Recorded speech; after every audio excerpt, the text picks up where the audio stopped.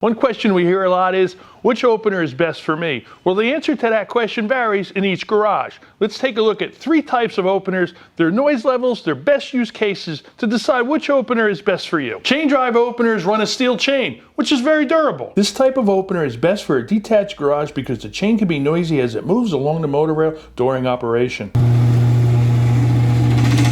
Belt drive openers run a steel reinforced belt and are virtually silent when they operate. These are great for homes with attached living spaces, as they do not create any noise or disturbance to the occupants of the house.